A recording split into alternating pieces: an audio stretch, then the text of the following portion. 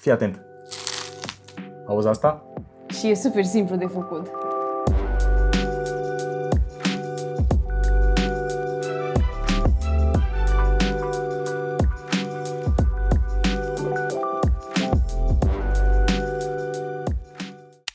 Să faci pâine e destul de greu, mai ales dacă vrei să faci cu maia pe care vrei să o lași o zi întreagă la dospit. Am mai încercat și noi în trecut și cum ne-a ieșit?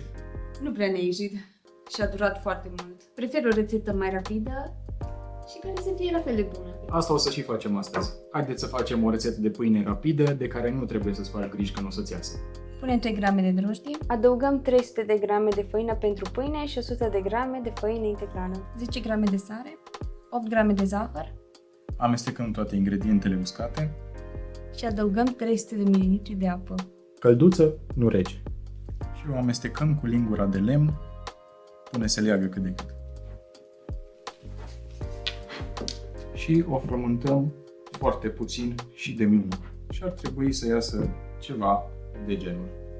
Și așa o și lăsăm, nu trebuie să o frământăm prea mult. O acoperim cu folie și o lăsăm așa 2 ore.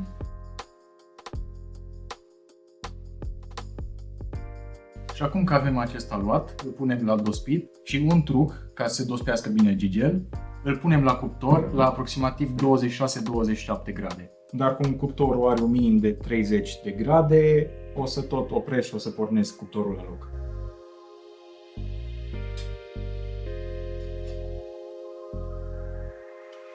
Gata, gigel este umflat bine de tot.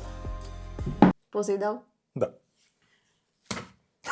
Dăm cu niște făină pe blat. Bun, pe asta doar o luăm așa câte o parte și o băgăm în interior. Și tot așa, de vreo 20-30 de ori. Așa, după care o facem înapoi într-o bilă și îi dăm drumul la pâine aici. Și îl mai acoperim 30 de minute. Pâinea terminat de dospit și acum o vom cresta. Punem aluatul în oala de fontă timp de 30 de minute la 230 de grade. După 30 de minute îi scoatem capacul și îl mai băgăm la 200 de grade timp de 10 minute.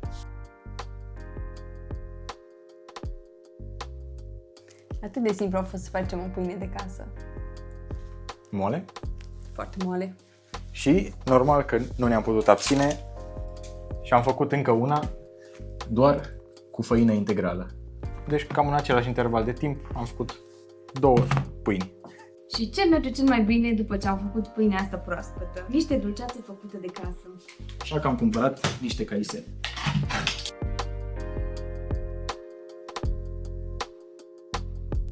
Și începem să le tăiem în cubulețe. Acum nu contează că unele sunt mai mari, unele mai mici. Le mai zdrobim noi în tigaie, cum se moaie. Punem caisele într-un bol. Pentru 450 de grame de fruct trebuie să punem între 50 și 100 de grame de zahăr, după preferință. Și lăsăm fructele în zahăr vreo oră sau 2. Sau dacă vreți să le faceți în următoarea zi, le lăsați în frigider. Caisele cu zahăr le punem în cratiță.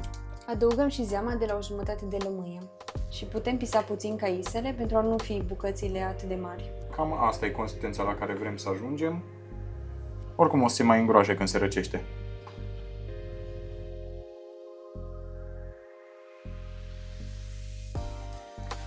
Am gătat și dulceața și acum e timpul să mâncăm.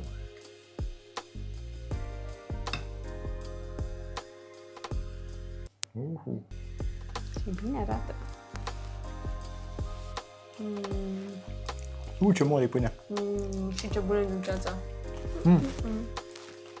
Și crocantă. Stai, nu plus că e un pic. Dacă v-a plăcut rețeta aceasta, nu uitați să ne dați un like și un follow și să activați notificările ca să știți de fiecare dată când postăm. Și numai bune și poftă bună!